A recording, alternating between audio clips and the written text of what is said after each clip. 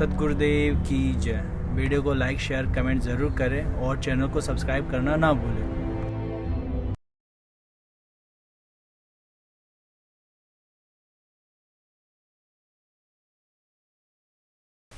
एक शेख फरीद नाम के महान आत्मा थे। ये पिछले संस्कार से जिनके अच्छे होते हैं, पुण्य कर्म होते हैं, वही प्राणी परमात्मा के पाने का प्रयत्न कर रहा होता है। उसको जैसा भी मार्ग मिला है उस पर लगा ही होता है, वो रुक नहीं सकता भगवान की भक्ति बिना। तो शेख फरीद जी बचपन से ही, पिछले जन्म से ही भगवान की भक्ति करते आ रहे थे, लेकिन जैसे मार्गदर्शक मिलते हैं उन्हीं पर आरूढ़ हो जाते हैं। ये मुसलमान धर्म में जन्म था शेख फरीद का। ये शरारती, बहुत बच्चे शरारती होते हैं। माँ ने सोचा ये शरारत बहुत करता है, इसको किसी तरह सेट करूं। उसने कहा बेटा तू नमाज किया कर। अब शेख फरीद कहने लगे क्यों, किस लिए करूं, मुझे क्या मिलेगा, कि अल्लाह तुझे खजूर देगा। शेख फरीद जी को खजूर बहुत पसंद थे। वो कहने लगा माँ सचमुच अल्लाह मुझे खजूर देगा? हाँ देगा। आज अल्लाह ने खजूर नहीं दिए तो कभी नहीं करूँगा फिर मैं नमाज। कहाँ बेटा। अब उसकी एक चद्दर बिछा दी और कहा, और नमाज उसने के करनी आओ थी, नो बोला नो कहते रहना बेटा। माँ ने कहा अल्लाह खजूर दे, अल्लाह खजूर दे। तो उसने चद्दर बिछा दी, वो करता रहा अल्लाह खजूर दे। माँ ने इतना अपना जो घर का कार्य था, बर्तन साफ कर लिए, को लीपा पोती कर ली, और उसके एक पत्ते में लपेट कर थोड़े से खजूर, कोई वृक्ष के पत्ते में, पीपल के पत्ते में खजूर लपेट के और उसकी चद्दर के नीचे रखाई। अब जो माँ का काम हो लिया, जब ने कहा कि भाई शेख बेटा शेख फरीद, माता जी आजा अब नमाज बंद कर दे। अच्छा। तो भाग्य आया, कहने लगा माँ तू तो झूठ बोलती थी, अल्लाह ने खजूर तो दिए नहीं। चद्दर के ऐसे थोड़ा देते हैं भगवान, वो गुप्त देते हैं बेटा। चद्दर के नीचे देख कहीं रखे, जरूर रख गए होंगे वो अल्लाह। उन्हें चद्दर उठा के देखी, वो खजूर पा के कूदता फिर खा पी के फिर ने बोला मम्मा ये फिर कब करनी है नमाज। अब प्रतिदिन माता ऐसे ही कर दे, वो अपना खजूर खजूर करें जा, अल्लाह खजूर दे। माँ इतने काम कर ले, उसके नरे उलाने आया करते हैं, वो पीछा छूटा। एक दिन वो खजूर रखने भूल गई चद्दर के नीचे, 5-7-10 दिन के बाद, और वो उठा तो माँ का ध्यान आया किसने, तो माँ ने कह दिया भाई ठीक है बंद कर दे भी नमाज। वो एकदम उठा, चद्दर उठाई, और माँ सोच गई कि आज मैं खजूर रखना भूल गई। अरे ये ऐसा नालायक से कभी नमाज नहीं करे, कभी नहीं टकेगा, ना मेरी सुनेगा। बहुत चिंतित होगी। वो क्या देखती है कि खजूर खाता हुआ आ रहा है। माँ ने कहा बेटा ये खजूर कहाँ से लाया तू? हक माँ प्रतिदिन अल्लाह देता, चद्दर के नीचे रखे थे। अब माँ समझ पड़ गई, आज मन रखे को नहीं, खजूरा नहीं थे, ध्यान नहीं आया इस बात का। वह माँ का बच्चे नहीं, सचमुच खजूर इसने नीचे पाए होंगे। कहने लगी सच्ची बता कौन दे गया? हक माँ देख आज दिखाऊंगा, देख ये पत्ते रखे, इनमें रखे थे। तो पुण्यात्मा ऐसे कृषि में परमात्मा पिछले पुण्य से अपने बच्चों के लिए करता है। फिर उस बच्चे की दृढ़ विश्वास बना और माँ का भी दृढ़ विश्वास भगवान पर हो गया। कुछ दिनों के बाद ऐसे संस्कारी प्राणी घर त्याग देते हैं, क्योंकि ज्ञान बिना, ज्ञान होता घर में भी रह सकते हैं, भक्ति घर पे रह के भी की जा सकती है, लेकिन ज्ञान ना होने से परमात्मा पाने के लिए वो घर त्यागना ही उचित समझते हैं। अब कहते हैं आसमान से गिरा खजूर में अटका, वहाँ जाकर के बाहर भटक रहे थे तो परमात्मा पाने के लिए, तो उसने आगे एक तपस्वी संत मिल गया जिसका बहुत बोलबाला था, कुछ सिद्धियां थी उसके पास। और सिद्धि इस जीव की सबसे बड़ी दुश्मन होती है। उसे कुछ करामात हो जाती हैं, जनता उनके पीछे हो जाती है, आप भी नरक में और अनुयायी भी नरक में। ये काल का भयंकर जाल है। अब उस महात्मा में कितनी सिद्धि करामात थी। शेख फरीद वहाँ रहने लग गया, घर त्याग का आश्रम में। वहाँ प्रतिदिन प्रत्येक 5-7 भगत रहते थे उनके सेवक। तो उनकी आपस में भाई खेचातानी ना हो, उनके प्रतिदिन सेवा बांट दी थी। और कुछ श्रद्धालु ये विशेष कर ये सोचते हैं भी हम भी गुरु जी की सेवा करें, हमारा भी नंबर आवे, इसलिए प्रतिदिन उनका एक एक दिन बांट रखा था कि एक दिन ये भगत सेवा करेगा गुरु जी की, एक दिन ये करेगा, एक दिन ये करेगा। अब शेख फरीद जो घर से निकला था परमात्मा पाने के लिए, और परमात्मा मिलता है गुरु जी को रिझाने से, गुरु जी को प्रसन्न रखने के से परमात्मा प्राप्ति होती है। कहते हैं हरि रूठे गुरु ठोर है, गुरु रूठे नहीं ठोर। इस तरह के ज्ञान से वो पूरी तरह रंगा जा चुका था। उसको ये विचार था जब घर छोड़कर आया हूँ, परमात्मा पाने के लिए आया हूँ, तो कोई ऐसी त्रुटि ना बने जिससे मेरे गुरु जी से मेरा प्यार कम हो जा। पुण्यात्मा विधान तो यही है, लेकिन नकली नकल करके इसको बिगाड़ देते हैं, श्रद्धालुओं को बर्बाद कर देते हैं। लेकिन श्रद्धालु तो उन्हीं को आधारित बनाकर अपनी क्रियाएं करते हैं। कबीर परमेश्वर जी भी कहते हैं, सतगुरु के दरबार में मेरी थर थर कांपे दे, ना जानू किसी बात पर मारो टूट न जावे ने। कि सतगुरु के दरबार में इसलिए डरते रहते हैं कि परमात्मा किसी बात से हमारा प्रभु से प्यार कम ना हो जा, गुरु जी से लगाव कम ना हो जा, इस आधार से।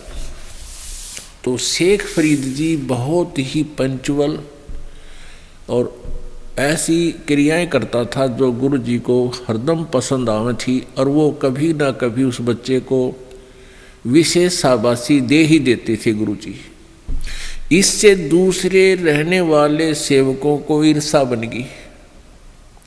जो दूसरे सेवक वहाँ रहते थे उनको ईर्षा बन गई कि गुरु जी तो भाई इस फरीद ने जो है सबसे ज़्यादा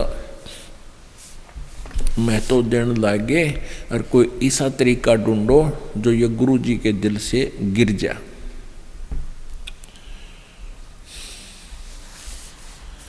अब क्या किया कि वो प्रतिदिन वो उनका गुरुजी हुक्का पिया करता। अब एक ही भगत की सारी ड्यूटी होया करती, उस दिन कपड़े भी धोएगा, उनका खाना भी बनावेगा, हुक्का भी भरेगा, आग बनावेगा, दोनों टाइम जब भी जितनी बार खाना खावे। तो वो गुरुजी जो था खाना खाने के तुरंत बाद हुक्के की डिमांड करता था। अगर कोई 5-7 मिनट लेट हो जाता, 10 मिनट, तो उस सेवक ने डंडा पीटा करता। इतना क्रोधी था, क्योंकि तपस्वी में तामस ज़्यादा होता है। वो तपस्या को ही आधार बताया करता था, और स्वयं भी तपस्या करके ही ये कुछ सिद्धियाँ प्राप्त किए हुए था वो गुरु उनका, शेख फरीद जी का। तो एक दिन वर्षा का मौसम था, वर्षा नहीं थी लेकिन मौसम चौमासे का था। अब शेख फरीद ने अग्नि जैसे खाना बनाया, अग्नि बन जाती है, उसमें और लकड़ी लगा के हुक्का भरने के योग्य अग्नि तैयार कर ली। वो पहले ही कर लेते थे, फिर खाना खिलाने जाते थे। खाना खिलाते ही हुक्के की चलम ला करके आँखू डाल कर हुक्का भर कर गुरु जी को दे देते थे। शेख फरीद को तो पता था, अपनी तरफ से उसने आग बना कर रखी हुई थी कि अभी खाना खिलाते ही आराम से हुक्का भर कर दे दूंगा। उधर से उनके दूसरे जो शिष्य भाई थे, गुरु भाई थे, उन्होंने वो अग्नि बुझा दी। जो हुक्का भरने वाली थी। अब शेख फरीद तो खाना खुना खिला के आराम से बर्तन बुर्तन साफ करके फिर हुक्का भरना चला। अब देखा उसने जाके आग को नहीं, आग तो खत्म है। उसने सोचा मौसम वर्षा का है, इस करके बुझ गई होगी। वहीं से चलम उठाई, तम्बाकू डाला और गांव लगभग आधा किलोमीटर की दूरी पर गांव था। और वहाँ देखा एक घर में धुआं उठ रहा था। दौड़ा दौड़ा गया और वो माई क्या कर रही थी कि लकड़ियाँ लगा रही थी, धुआं ऐसे फूंक मार रही थी, फू फू। आँखों में धुआं बढ़ रहा था, आँखों में आंसू आ रही थी, दुखी हो रही थी। आग बढ़ा नहीं थी क्योंकि मौसम वर्षा का, आग जल नहीं रही थी। तो उसने जाकर कहा, माई अग्नि देना, माई अग्नि देना, हुक्का भरना है, गुरुजी के लिए हुक्का भरना है। अब शेख फरीद ने सोचा जब गुरुजी नाराज हो गए तो बात बिगड़ गई, मेरी तो करी कराई कमाई गई सारे जीवन की। और ये गुस्सा बहुत करते हैं और नाराज, और फिर कई दिन सेवा नहीं दिया करते थे जिससे थोड़ी सी त्रुटि हो जाती। तो माई के पास जाके कमाई अग्नि देना, माई अग्नि देना। माई कहने लगी, आँख फोड़वा ले जब मिल लेगी अग्नि, हैं आँख फोड़ ले जब मिल लेगी अग्नि। मेरी तो आँख फूट गई और धूमे में। वह कहते नहीं थी मैं धूमे में आँख फूट गई, तो भी फोड़वा ले धूमे में जब मिल रहा अग्नि। यानी तू बना क्यों ना ली तेने वहाँ पर अपनी अग्नि। तो उसने सोचा यार माई ने कहा आँख फोड़ ले, इस आँख फोड़ेगा जब आग दूंगी। नो बोला माई ये ले, चमटा दे के आँख काट के देती कि ले माई आँख फोड़ दी, मैंने ये बाग दे दे, अग्नि दे दे। ये माई ने देखा इतना सचमुच महात्मा भगत ने तो आँख फोड़ दी। एक लोहा बैठ की तू लेते, अगले महाराज बदले ले जा आगे। उसने फटाफट अग्नि भरी और ऐसे आँख का कपड़ा बन जा रुमाल सा और फिर भाग लिया। अब अंधेरा सा हो गया था। गुरुजी ने पहली आवाज लगाई, रे शेख फरीद हुक्का ना लिया भाई। दूसरी फेर लगाई और तीसरी लगाई ने बोला, कि तुम मर गया तू आज, कहाँ चला गया तने इतने हुक्का नहीं भरा, तेरा दिमाग खराब हो गया दिखे। उन्होंने सोचा बिगड़ की बात। इतना मैंने बोला आ गया गुरुजी, आ गया गुरुजी, यो आ गया। रख के हो गया था गुरुजी, यहाँ आग बुझ गई थी, मौसम खराब है ना, और वहाँ से भाग कर ले आया हूँ गुरुजी, माफ़ करना। कहा अच्छा भाई रख दे। अब वो तो हुक्का पीने खराटे भरा करता, सो जाया करता। गुरुजी तो रोटी खा के हुक्का पी का अपना पड़ जाता। तो उसने देखा रे शेख फरीद यो आँख के लग गया बेटा। अकबर दया है आपकी महाराज, के लग गया था आपके होते होते हैं, ऐसे ही थोड़ा सा, बस ज़्यादा कुछ बताया नहीं। अब वो तो पी का होकर लेट गया। अब माई ने सारी रात नींद आई नहीं, रात हो गई थी कि जाऊँ क्यों आश्रम में, वो संत बात नहीं करें। सुबह गई हुआ, आँख ने धर रही एक बर्तन में छोटे से में, वो आँख जो काट के वहाँ गेर का आया था। और आके ने बोलिए महाराज जी मेरे से गलती होगी, माफ़ करना। वह डर गई कि पदे शराब दे दें, वचन बुंडा काट दे संत। उनके चेले के साथ मैंने ऐसी बदतमीजी कर दी। वह डरती डरती ने कहा जी मेरे से गलती होगी। क्या हो गया माई? संत ने पूछा कि आपका शिष्य अग्नि लेने गया था, मैं धुएं में दुखी हो रही थी, लकड़ी गीली थी, मौसम खराब था, आग ना बढ़े थी, और मैंने तो गुस्से में कहा था कि आँख फोड़ ले जब मिला कर, जब बनेगी अग्नि, जब मिलेगी अग्नि। आपके चेले ने आँख काट के दे दी। महाराज ये देखो, मैंने माफ़ कर दियो। उन्होंने बुला रहा कौन? शेख फरीद हो रहे ना? वो आया, कहाँ जी? क्या बात हो गई थी जी? ऐसे ऐसे अग्नि बुझ गई थी, मैंने सोचा गुरुजी रुष्ट हो जाएंगे। और माई ने बोली आँख फोड़ ले जब आग मिलेगी। मैंने आँख फोड़ दी गुरुजी के लिए, जब माटी है ये शरीर आपका है गुरुजी। उनकी सच्ची श्रद्धा देखकर सीने से लगा लिया उस संत ने और कहा बेटा खोल दे पट्टी, वो पट्टी खोल दी, उसकी आँख 9 की 9 होगी पूरी, लेकिन थोड़ी छोटी रहेगी, आँख 9 की 9 ओके स्वस्थ होगी, और वह एक निकली पड़ी बाहर। तो ऐसी भी सिद्धि उस संत के पास थी, लेकिन फिर भी मोक्ष मार्ग नहीं था, ज्ञान ठीक नहीं था। ऐसी सिद्धि होने के बाद, ऐसी करामात होने के बाद उस क्षेत्र में उस काल के दूत की इतनी महिमा बन गई उस संत की। ओहो, दुनिया गुण गावा, भाई कमाल कर दिया, नहीं हो गया, वह बात आग की तरफ फैल गई। काल तो ऐसे ही करता। तो पुण्यात्माओं, ऐसी महिमा देखकर किसी संत की उसके ऊपर जो आश्रित हो गए वह कैसे दूर हों। तो इस तरह के ड्रामाबाजियों से हम भगवान से दूर होकर के इन सिद्धि युक्त व्यक्तियों पर आश्रित हो गए, जो वो भी जन्म बर्बाद कर गए और अनुयायी भी बर्बाद हो गए। अब हम अपने उसी पर आते हैं। तो शेख फरीद जी, जब वो महाराज जी उनका शरीर छोड़ गया महात्मा, तो शेख फरीद जी ने सोचा भाई परमात्मा, गुरु जी कहा करते जितना अधिक तप करोगे, शरीर को ज़्यादा कष्ट दोगे, भगवान निकट आओगा, प्रभु के दर्शन होंगे, अल्लाह का दीदार हो जाएगा। तो शेख फरीद ने सोचा भी भगवान के लिए तो मैं आया हूँ, परमात्मा के लिए ही सारा कुछ करने लगे हैं, और भगवान ने ना मिला तो फिर इस शरीर का करूँगा क्या। तो उसने 12 वर्ष तक घोर तप किया, अन्न भी नाम मात्र सा खाया, क्योंकि घना खाना खाने मन में बकवाद घनी आवे। ये सोच के उसने, कहते हैं 12 वर्ष में 50 किलो अन्न खाया। 12 वर्ष में 50 किलो एवरेज निकाल लो, रोज का 10 ग्राम बना है, 5 ग्राम अन्न, 5 ग्राम इतना का, और सूख के अस्थि पिंजर रह गया शरीर। तो उसने देखा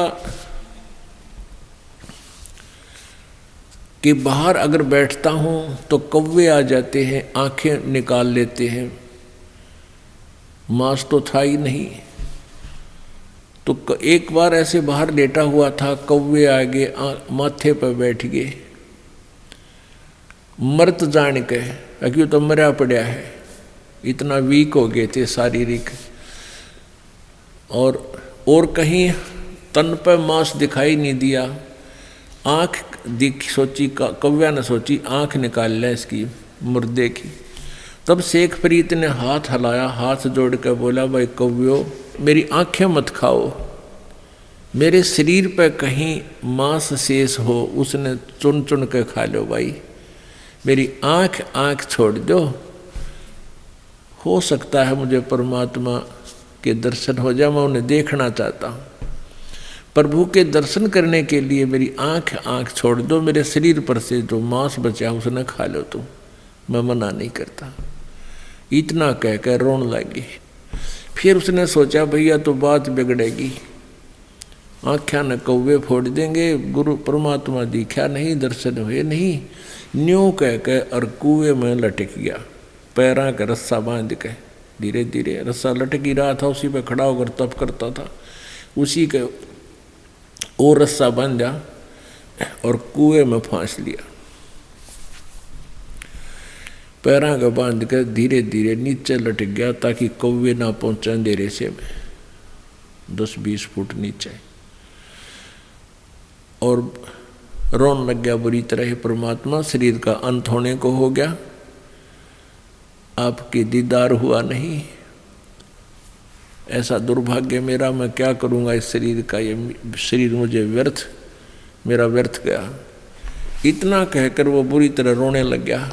परमात्मा कबीर जी कहते हैं, जहाँ जन से महिमा सुनो तहाँ मैं गवन करंत,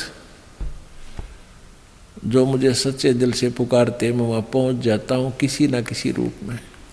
तो परमेश्वर ने वो रस्सा पकड़ के बाहर निकाल लिया, ऐसे खींच के, जैसे बाल्टी खींचा कर कुएं में था। तो जब बिल्कुल ऊपर आ लिया शेख फरीद, परमात्मा ने ऊपर को खींच रखा था, तो शेख फरीद कहने लगा, भाई कौन है तू, मुझे छोड़ दे, तंग ना करे, मुझे अपना काम करने दे, तू अपना काम कर, मैं अपना कर रहा हूँ। परमात्मा ने पूछा, क्या कर रहे हो आप? शेख फरीद ने कहा कि मैं परमात्मा के दर्शनार्थ साधना कर रहा हूँ, मैं भगवान देखना चाहता हूँ। तो परमेश्वर ने कहा कबीर जी ने कि मैं हूँ वो परमात्मा जिसकी सबको चाहा है। अब शेख फरीद कहने लगा कि मजाक ना करे भाई, तू अल्लाह नहीं है। परमात्मा ने कहा कि अल्लाह कैसा होता है? अल्लाह तो बेचून होता है, अल्लाह तो बेचून है। बेचून माने निराकार, वो दिखाई नहीं देता, वो दिखाई थोड़े ही देता है, वो तो निराकार है। और परमात्मा कहने लगे, बोले आदमी, फिर तू क्यों डोले ढो रहा है जब वो दिखता है को ना, फिर तू किस लिए पपड़ बेल रहा है? एक तरफ तो कहता है अल्लाह बेचून है, और फिर कहता है उसके दर्शनार्थ, उसके दीदार के लिए मैं साधना कर रहा हूं। बता कौन सी बात ठीक है तेरी? जब दीदार की चाह है, सारा जीवन खो दिया तो वो साकार है, साकार बिना दीदार किसका करेगा तू? इतनी बात हुआ करे, कहते हैं गाम का और ज्ञान का तेने चमका ऐसा लग गया करे। तो एकदम समझ गया, ओहो रे तेरा गजब हुई। दीदार तो साकार के हो सकते हैं, साक्षात्कार तो साकार से हो सकता है, निराकार से किसा साक्षात्कार? और कैसा दीदार उसका? दर्शन, दीदार मीन दर्शन। न्यू के न्यू पैर पकड़ लिए उसके, उल्टे लटके लटके ने कबीर परमेश्वर जी के जो खड़े थे कुएं पर, पैर पकड़ लिए। या तो बात जची नहीं कि ये अल्लाह हो सकता है, लेकिन ये अवश्य यकीन हो गया कि ये बाखबर है। बाखबर मीन वेल नोन। जैसे कुरान शरीफ सूरत फुरकानी 25 आयत नंबर 52 से लेकर 59 तक कबीर अल्लाह के बारे में विशेष जानकारी है। और उसमें लास्ट में ये कहा गया है कि वो हज़रत मोहम्मद को ज्ञान देने वाला अल्लाह खुद कह रहा है कि वो कबीर नामक अल्लाह है, खुदा है। उस कबीर के विषय में ये काफिर नहीं मानते, उसको अल्लाह नहीं मानते, ये अन्य देवताओं की पूजा करते हैं। इसलिए तो इनके साथ संघर्ष करना कबीर के लिए, कबीर अल्लाह है इसके लिए तो इनकी बात तो मत आना। और ये वही है परमात्मा जिसने सारी सृष्टि रची और 6 दिन में सृष्टि रचकर 7वें दिन तख्त पर जा विराजा। और इस कबीर नामक अल्लाह के विषय में किसी बाखबर से पूछ देखो। ओहो, बाखबर माने तत्वदर्शी संत से पूछो। इससे सिद्ध है कि कुरान शरीफ के ज्ञान देने वाला अल्लाह भी कंप्लीट ज्ञान नहीं जानता, आध्यात्मिक कंप्लीट ज्ञान से अपरिचित है। इसी प्रकार गीता जी में अध्याय नंबर 4 के श्लोक 34 में कहा है कि उस तत्व ज्ञान को जो परमेश्वर ने ही स्वयं आकर यहाँ बोला है अपनी अमृतवाणी में, उस ज्ञान को किसी तत्वदर्शी संत से पूछो। और यही कुरान शरीफ कह रही है कि वो उस परमेश्वर अल्लाह कबीर के यानी पूर्ण परमात्मा कबीर जी के विषय में किसी तत्वदर्शी संत से पूछ देखो। तो परमेश्वर ने कहा कि तुम कुरान शरीफ पढ़ते हो? हाँ जी पढ़ते हैं, गुरु जी सुनाते थे। तो उसमें स्पष्ट लिखा कि 6 दिन में सृष्टि रची, 7वें दिन तख्त पर जा विराजा। तो साकार बिना निराकार का के विराजेगा वहां पर? तख्त पर कौन बैठेगा? शेख फरीद कहने लगे, सच्ची बात, सही कह रहे हो। शेख फरीद ने कहा कि मुझे उस अल्लाह का मार्ग बता दो, कैसे मिलेगा? तो परमात्मा ने कहा, भूखा मरना तो भगवान नहीं मिलता। प्रथम अंजल संयम रखे, घना नहीं खाओ, ऐसा भी नहीं खाओ अंगड़ाई टूटे जा, पेट भर जा, गैस फारा हो और नींद आ जा, आलस बन जा। इतना भी नहीं खावे का आत्मस जा, इकट्ठा हो जा शरीर, नहीं इतना कम भी नहीं खावे। प्रथम अंजल संयम रखे, योग युगत सब सतगुरु वाखे। तत्वदर्शी संत बताओगा सारी ठीक ठीक बातें कि पहले अंजल पर संयम करे, बे मतलब गणा नहीं खावे, और इतना कम भी नहीं खावे जो कति कम ना करे शरीर, फिर क्या फायदा। मतलब अपना हल्का फुल्का भोजन भी करे, भक्ति भी करे, अपना कार्य भी करे। तब शेख फरीद जी को परमात्मा ने अपनी शरण में लिया।